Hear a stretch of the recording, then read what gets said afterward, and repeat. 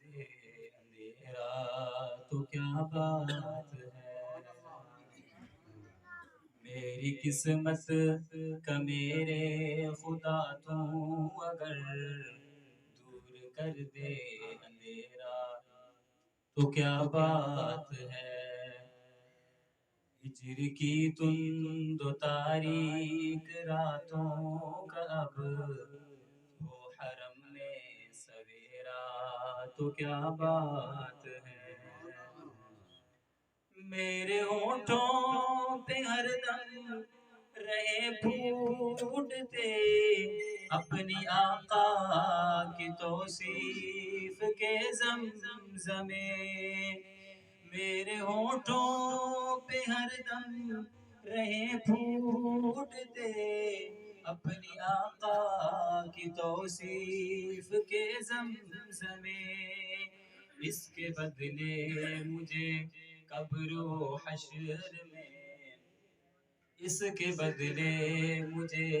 قبر و حشر میں رحمتوں نے گھیرا تو کیا بات ہے، میری قسمت کا میرے خدا تو اگر دور کر دے اندھیرا تو کیا بات ہے، اے خدا اپنی قدرت سے تو مجھ کو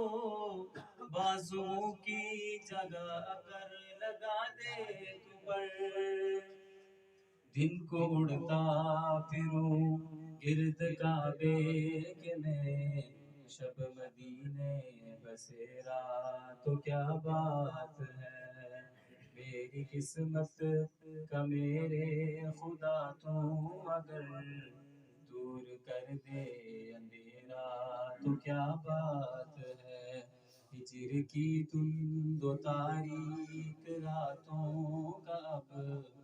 ہو حرم میں سویرا تو کیا بات ہے،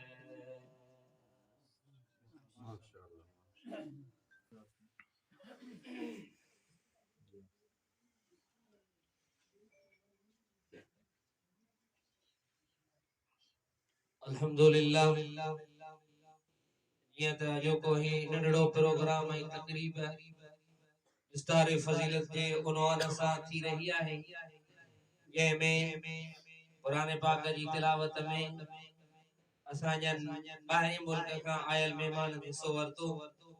ऐं यकीनन बहितरीन अंदाज में अल्लाह जो कुरान पढ़ियो वियो ऐं तहां ऐं असांजे कननि इहो सुकून हासिल कयो, जॾहिं अल्लाह तबारक व तआला ज़मीनन ऐं आसमाननि जे ऐं पूरी मखलूक जे ठहण खां पहिरीं अल्लाह तबारक व तआला काफ़ी साल पहिरीं सूरह ताहा ऐं सूरह यासीन जी तिलावत करणु फरमाई त फरिश्तन ॿुधो ऐं फरिश्तन ईअं चयो त खुश नसीब हूंदी उहा ज़बान जेका हिन कलाम मुक़दस खे पढ़ंदी ऐं खुश नसीब हूंदा उहे कन जेके हिन कलाम मजीद खे ॿुधंदा ऐं खुश नसीब हूंदो उहो सीनो जेको हिन कलाम मजीद खे महफ़ूज़ कंदो ऐं यकीनन ही असां ऐं तव्हां हिते गॾु थिया आहियूं त इन ई हवाले सां गॾु थिया आहियूं जो हिकु नंढड़ी अल्लाह ताला जे कुरान मजीद के पंहिंजे सीने में मुकम्मल नमूने सां जगह ॾिनी आहे, दुनिया में जेकॾहिं को माण्हू का डिग्री हासिल करे थो त उनखे उहो लक़ब न मिलंदो आहे, जेकॾहिं को माण्हू का पोस्ट या को उहिदो हासिल करे थो त उनखे पंहिंजा नाला ॾेई करे ऑफिसर कोन मोकिलींदा बल्कि अल्लाह तबारक व तआला जो क़ुरान मजीद जेको बानो हाफिज हिफिज करे तो मुकम्मल त अल्लाह तबारक व तआला उनके पंहिंजो नालो बतौर इनाम पंहिंजी सिफ़त अल्लाह ताला उनके ॾेई थो छॾे त बाना तो रातिन जो सीअ में तो मच्छरन में तो गर्मीअ में तो जागी करे तो तकलीफ़ूं बर्दाश्त करे पंहिंजा घर मिट माइट छॾे करे उस्तादन जी सख्ती ऐं तकलीफ़ बर्दाश्त करे तो पंहिंजे पाण ते वसाए इन अल्लाह जे कुरान खे महफ़ूज़ कयो ऐं सीने में जगह ॾिनी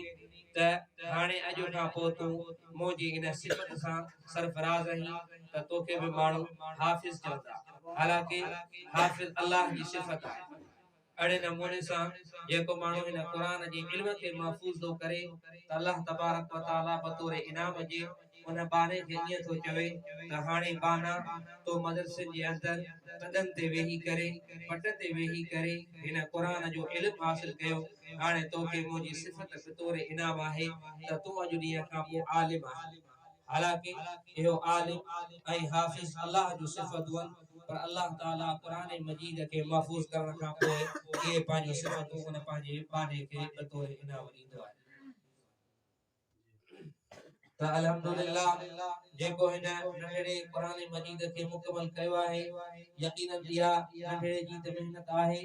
पर कारी साहब जिन जी महिनत आहे ऐं असां थोरो इन शइ ते गौर करियो त अॼु जे ॾींहं खां तक़रीबन 20 या 30 साल जेकॾहिं असां पोइ ते वेंदासीं त असांजा जेके जनाज़ा थी वेंदा हुआ पोइ सॼो ॾींहुं रखिया हूंदा हुआ केरु पढ़ण जे लाइ तयार न हूंदो हो असांजा जेकॾहिं निकाह हूंदा हुआ त उन्हनि खे काफ़ी टाइम थी वेंदो हो केरु पढ़ण जे लाइ न हूंदो हो पर यकीनन साईं कारी मोहम्मद बिलाल जहिड़नि बुज़ुर्गनि अल्लाह वारनि मदरसनि जा ॼार अची करे विछाया मदरसनि जो असांखे कड़ो अची करे हयऊं त हाणे अल्हम्दुलिल्लाह इन शइ जो इहो नतीजो निकितो आहे जो अॼु असां ई तव्हां ॾिसूं पिया त हिन नंढड़े मासूम अल्लाह जे क़ुरान खे मुकमल नमूने सां पंहिंजे जेको आहे सीने जे अंदरि जॻह ॾिनी आहे ऐं यकीनन इहा कारी साहब जी महिनत आहे अल्हम्दुलिल्लाह असां जेके उसे थोरा आहियूं कारी साहब जिन जा जेके असांजे इलाइक़े में अची करे ऐं असांजी जेको आहे सरपरस्ती